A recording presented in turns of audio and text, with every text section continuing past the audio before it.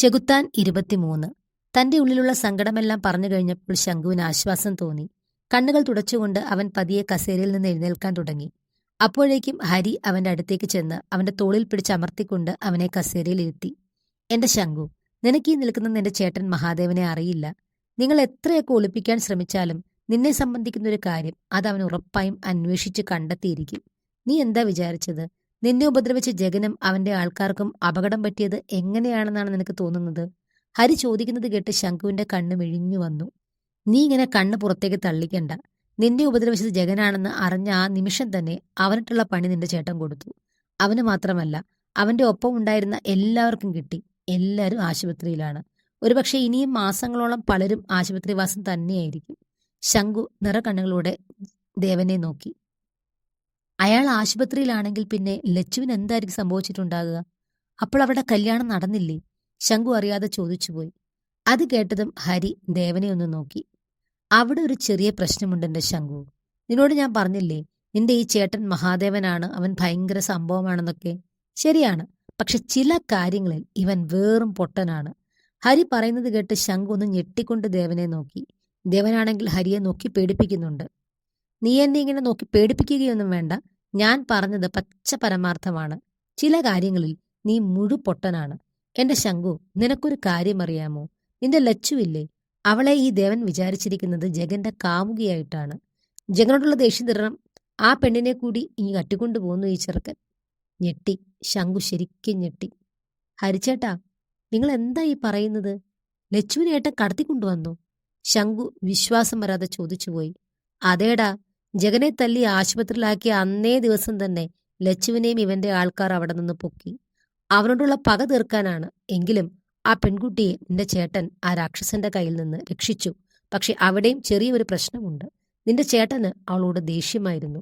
തറവാട്ടിൽ കൊണ്ടുവന്ന് ആ കൊച്ചിനെ കൊണ്ട് ജോലിയൊക്കെ ചെയ്യിച്ച് കുറച്ചൊക്കെ കഷ്ടപ്പെടുത്തിയിട്ടുണ്ട്.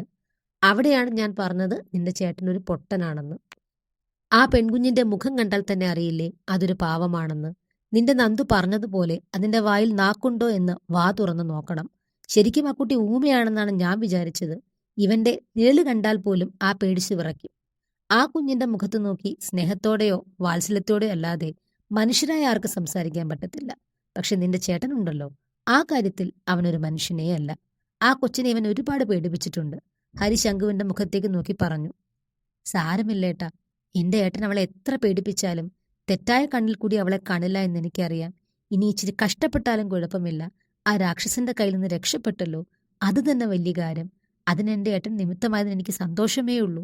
അവൻ പറഞ്ഞു നിർത്തിയതും എല്ലാവരുടെ ചുണ്ടിലും മനോഹരമായ ചിരി വിരിഞ്ഞു. എടാ, നിനക്ക് ലച്ചുവിനെ കാണണോ? ഹരി ചോദിച്ചു.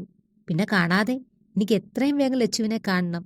എന്നിട്ട് എന്റെ നന്ദുവിനെ വിളിച്ച് കാര്യങ്ങളെല്ലാം പറയണം. വാ ഏട്ടാ, നമുക്ക് വേഗം തിരിച്ചു പോകാം. അവൻ പോകാൻ എഴുന്നേറ്റതും ഹരി അവനെ പിടിച്ചിരുത്തി. എടാ, നിന്റെ ഏട്ടന്റെ കയ്യിലൊരു സൂത്രമുണ്ട്. അവൻ ആ തറവാട് മുഴുവൻ CCTV ക്യാമറ വെച്ചിട്ടുണ്ട്. അതിലെ വിഷ്വൽസ് നോക്കിയാൽ അവളെ കാണാൻ പറ്റും. ലച്ചുവിനെ തറവാട്ടിൽ കൊണ്ടുവന്നതിൽ പിന്നെ ആ CCTV വിഷ്വൽസ് മുഴുവനും ഇവൻ എല്ലാ ദിവസവും കുത്തിയിരുന്ന് നോക്കാറുണ്ട്. ദേവനെ നോക്കി നാക്കിക്കൊണ്ട് ഹരി സംസാരിച്ചു. ഹരിയുടെ സംസാരത്തിലെ ആക്കൽ ദേവന് മനസ്സിലായി. ഇന്നത്തെ ദിവസം ഇത്രയും നേരമായി ആ മുഖം ഒന്ന് കണ്ടതുപോലുമില്ലല്ലോ എന്ന ഓർമ്മയിൽ ഫോൺ എടുത്ത് നോക്കാൻ തുടങ്ങുകയായിരുന്ന ദേവൻ പെട്ടെന്ന് തന്നെ ഫോൺ പോക്കറ്റിലേക്ക് തിരിച്ചിട്ടു. ചേട്ടാ, ഫോണൊന്ന് താ, ഞാനൊന്ന് നോക്കട്ടെ, ശംഖു ആവേശത്തോടെ പറഞ്ഞു. വേണ്ട വേണ്ട, എന്തായാലും നമ്മൾ വീട്ടിലേക്ക് പോവുകയല്ലേ, നീ അവിടെ പോയിട്ട് നേരിട്ട് കാണാം പറഞ്ഞുകൊണ്ട് ദേവൻ പെട്ടെന്ന് തന്നെ മുറ്റത്തേക്ക് ഇറങ്ങി. ദേവന്റെ ആ തിടുക്കം കണ്ടപ്പോൾ തന്നെ അവൻ ലച്ചുവിനെ കാണാൻ വല്ലാതെ കൊതിക്കുന്നു എന്ന് ഹരിക്ക് തോന്നി. ഏതാണ്ട് 5 മണിയോടെ അവർ അവിടെ തിരിച്ചു. വേണുവും ഹരിയുമാണ് ഫ്രണ്ടിൽ. ഹരിയാണ് വണ്ടി ഓടിക്കുന്നത്. ദേവനും ശംഖുവും പുറകിൽ. തിരുവോണം ആയതിനാലാകാം റോഡിൽ നല്ല ട്രാഫിക് ഉണ്ടായിരുന്നു. ബ്ലോക്കിൽ കിടക്കുമ്പോൾ ദേവൻ വല്ലാതെ അസ്വസ്ഥനായി. അത്ര നേരവും ഫോണിൽ നോക്കാതെ പിടിച്ചു നിൽക്കുകയായിരുന്നു. ഇനിയും അവളുടെ മുഖമെങ്കിലും ഒന്ന് കാണാതെ പറ്റില്ല എന്ന് തോന്നിയതും അവൻ ഫോൺ എടുത്തു. ദേവൻ ഫോൺ എടുത്തതും ശംഖു അവനെ ഒന്ന് നോക്കി. തോളിൽ കൂടി കൈയിട്ട് ചേർത്ത് പിടിച്ചുകൊണ്ട് ദേവൻ പതിയെ തന്റെ ഫോണിലെ ആ ദിവസത്തെ CCTV വിഷ്വൽസ് പരിശോധിക്കാൻ തുടങ്ങി. മിററിൽ കൂടി ആ കാഴ്ച കണ്ടതും ഹരി ഒന്ന് ചുമച്ചു. ഒരാക്കി ചുമ.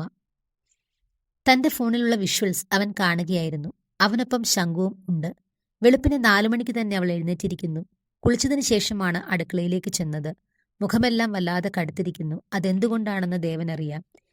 ഏതാണ്ട് 6 മണിവരെ അവൾ വിമലയ്ക്കൊപ്പം അടുക്കളയിൽ തന്നെ വിമലയെ സഹായിച്ചുകൊണ്ട് നിൽക്കുന്നുണ്ട്. പിന്നീട് വിമല എന്തോ പറയുന്നതും അവൾ കിണറ്റിൻകരയിലേക്ക് പോകുന്നതും കണ്ടു. വീണ്ടും അവൾ കുളിച്ചു. ശേഷം ഹാളിൽ കൂടി നടന്ന പൂജാമുറിക്കകത്ത് കയറുന്നതും പിന്നീട് കയ്യിൽ കിണ്ടിയും വെള്ളവുമായി പുറത്തേക്ക് വരുന്നതും കാണാൻ പറ്റി. തിരികെ വെള്ളവുമായി അവൾ പൂജാമുറിയിലേക്ക് പോകാൻ തുടങ്ങിയതും പുറകിൽ നിന്ന് സുജാത അവളെ വിളിക്കുന്നതും അവളുടെ ദേഷ്യത്തിൽ സംസാരിക്കുന്നതും അത് കേട്ടുകൊണ്ട് വിമല അങ്ങോട്ടേക്ക് വന്ന് അവളെ വീണ്ടും അടുക്കളയിലേക്ക് കൊണ്ടുപോകുന്നതും എല്ലാം കണ്ടപ്പോൾ ദേവന്റെ മുഖത്ത് ദേഷ്യം നിറഞ്ഞു. ശംഖുവിനും സുജാതയോട് ദേഷ്യം തോന്നി. കരഞ്ഞുകൊണ്ടിരിക്കുന്ന ലച്ചുവിന്റെ നേർക്ക് വിമല ഒരു ഗ്ലാസ് ചായ കൊടുക്കുന്നതും അവൾ അത് കുടിക്കുന്നതും ദേവൻ നോക്കി നിന്നു. വീണ്ടും വിമലയ്ക്കൊപ്പം അടുക്കളയിൽ തന്നെ എല്ലാവർക്കുമുള്ള ബ്രേക്ക്ഫാസ്റ്റ് ശരിയായപ്പോൾ തന്നെ സുജാതയും മക്കളും വന്ന് അത് ഹാളിലേക്ക് കൊണ്ടുപോയത് അവൻ ശ്രദ്ധിച്ചു. ചായ കുടിച്ചതല്ലാതെ അവൾ ഒന്നും കഴിച്ചിട്ടില്ലല്ലോ എന്നവൻ ഓർത്തു. ഒടുവിൽ അവൾ കഴിക്കാനായി പാത്രത്തിൽ ഇഡലി എടുക്കുന്നതും സുജാത അവളെ വന്ന് എന്തോ ആവശ്യത്തിനായി വിളിക്കുന്നതും അവൻ കണ്ടു. പിന്നീട് കാണുന്നത് കിണറ്റിൻകരയിലേക്ക് സമീപിച്ചിട്ടുള്ള CCTVയുടെ ദൃശ്യങ്ങളിലാണ്. സുജാത അവളോട് എന്തൊക്കെയോ പറയുന്നതും ഒരു കൂന തുണി അവൾക്ക് മുന്നിലേക്ക് ഇടുന്നതും അവൻ കണ്ടു. ദേഷ്യം സഹിക്കാൻ വയ്യാതെ അവൻ കണ്ണുകൾ അടച്ചു. സുജാത അവിടെ നിന്ന് പോയതിനു ശേഷം പൈപ്പ് തുറക്കാതെ കിണറ്റിൽ നിന്ന് വെള്ളം കോരിയെടുത്ത് അവൾ ആ തുണി മുഴുവൻ കഴുകുന്നതും തളരുമ്പോൾ കല്ലിൽ പോയി സങ്കടത്തോടെ ഇരിക്കുന്നതും കണ്ടപ്പോൾ അവന്റെ ഹൃദയം വേദനിച്ചു. ഒടുവിൽ തുണിയെല്ലാം അലക്കിക്കഴിഞ്ഞ് വയറിൽ കൈവച്ച് സങ്കടത്തോടെ ഒരു കല്ലിൽ ഇരിക്കുന്നത് കണ്ടപ്പോൾ അവന്റെ ഹൃദയം വിങ്ങി. ഏറ്റവും ഒടുവിൽ കിണറ്റിൽ നിന്ന് വെള്ളം കോരി പച്ചവെള്ളം കുടിച്ച് വിശപ്പടക്കുന്നവളെ കൂടെ കണ്ടപ്പോൾ പിന്നെ ഒന്നും കാണാൻ ത്രാണിയില്ലാത്തതുപോലെ അവൻ ഫോൺ മാറ്റിപ്പിടിച്ചു. അവന്റെ കണ്ണുകൾ വല്ലാതെ ചുമന്നു. കുറച്ചുനേരം കണ്ണുകൾ മുറുക്കി അടച്ചതിനു ശേഷം വീണ്ടും അവൻ ഫോണെടുത്ത് നോക്കി. അവന്റെ ഈ ഭാവങ്ങളെല്ലാം ഹരി മിററിൽ കൂടി കാണുന്നുണ്ട്. എന്തോ പന്തികേടുണ്ട് എന്ന് ഹരിക്ക് മനസ്സിലായി. വീണ്ടും ഫോണെടുത്ത് നോക്കിയപ്പോൾ തുണിയെല്ലാം വിരിച്ചിട്ട് അവൾ അടുക്കളയിലേക്ക് ചെല്ലുന്നതും ഒന്നും കഴിക്കാതെ തന്നെ വിമലയെ സഹായിക്കുന്നതും അവൻ ശ്രദ്ധിച്ചു. ഒടുവിൽ വിമല പുറത്തേക്ക് പോകുന്നതും പിന്നീട് അവൾ അടുക്കള വശത്ത് വഴി മുറ്റത്തേക്കിറങ്ങി ഒളിച്ചു നിന്നുകൊണ്ട് കാർപോർച്ചിലേക്ക് നോക്കുന്നതും കണ്ടപ്പോൾ തന്നെ അവന് മനസ്സിലായി അവൾ ശംഖുവിനെ കാണാൻ വേണ്ടി ഒളിച്ചു നിന്നതാണെന്ന്. ഒടുവിൽ ഒരു പൊട്ടിക്കരച്ചിലോടെ അവൾ തിരികെ അടുക്കളയിലേക്ക് വരുന്നതും പൊട്ടിക്കരയുന്ന അവളെ സുജാത വന്ന് സ്റ്റോർ റൂമിലേക്ക് പിടിച്ചു തള്ളി പുറത്തുനിന്ന് വാതിൽ അടയ്ക്കുന്നതും കൂടി കണ്ടപ്പോഴേക്കും അവന്റെ നിയന്ത്രണം വിട്ടുപോയിരുന്നു. ഹരി, വണ്ടി എടുക്കടാ, അവൻ അലറി. അപ്പോഴേക്കും അവരേതാണ്ട് ബ്ലോക്കിൽ നിന്ന് പുറത്ത് കടന്നിരുന്നു. ദേവന്റെ മുഖം കണ്ടപ്പോൾ തന്നെ കാര്യമായ പ്രശ്നമുണ്ടെന്ന് മനസ്സിലായതുകൊണ്ട് കൂടുതൽ ചോദിക്കാൻ നിൽക്കാതെ ഹരി വണ്ടി പറത്തിവിട്ടു. ശംഖുവിന്റെ കണ്ണുകളും നിറഞ്ഞിട്ടുണ്ട്. വണ്ടി പോർച്ചിലേക്ക് ചെന്ന് നിന്നതും ദേവൻ പുറത്തേക്കിറങ്ങി ഓടുകയായിരുന്നു. ശംഖുവും അവനൊപ്പം അകത്തേക്ക് ഓടി. കാര്യമറിയാതെ ഹരിയും. അടുക്കളയിൽ ചെന്ന് സ്റ്റോർ റൂമിന്റെ വാതിൽ വലിച്ചു തുറന്ന് അകത്തേക്ക് നോക്കി അവർ കണ്ടത് വാടിത്തളർന്ന് ബോധമില്ലാതെ കിടക്കുന്ന ലച്ചുവിനെയാണ്. ഓ ഷിറ്റ് എന്ന് പറഞ്ഞുകൊണ്ട് സ്വന്തം തലയ്ക്ക് അടിച്ചുപോയി അവൻ. പിന്നെ ഒട്ടും സമയം കളയാതെ ഓടിച്ചെന്ന് ആ പെൺകുഞ്ഞിനെ തന്റെ കൈകളിൽ കോരിയെടുത്തു. അവളെയും കൊണ്ട് ദേവൻ നേരെ താഴെ നിലയിലുള്ള തന്റെ ഓഫീസ് റൂമിലേക്ക് പാഞ്ഞു. അവിടെയുള്ള കട്ടിലേക്ക് അവളെ ചായച്ച് കിടത്തിക്കൊണ്ട് വിളിച്ചു. പക്ഷേ പെണ്ണ് കണ്ണു തുറന്നില്ല. ഹരി, ഹരി! ദേവന്റെ അലർച്ചയിൽ ആ വീട് നടുങ്ങി. അപ്പോഴേക്കും ഹരി അവളുടെ അടുത്തെത്തി പൾസ് പരിശോധിച്ചു. വിശപ്പും ദാഹവും കൊണ്ട് ബോധം കെട്ടതാണെന്ന് തോന്നുന്നു. ബോഡി വളരെ വീക്കാണ്. അവൻ അവളെ വീണ്ടും വിളിച്ചു. മുഖത്ത് വെള്ളം തളിച്ചതും അവൾ പതിയെ കണ്ണുകൾ ചിമ്മി. ദേവാ, ജ്യൂസ് വല്ലതും ഇരിപ്പുണ്ടെങ്കിൽ എടുക്ക്. ഹരി പറഞ്ഞതും ദേവൻ അടുക്കളയിലേക്ക് ഓടിയിരുന്നു.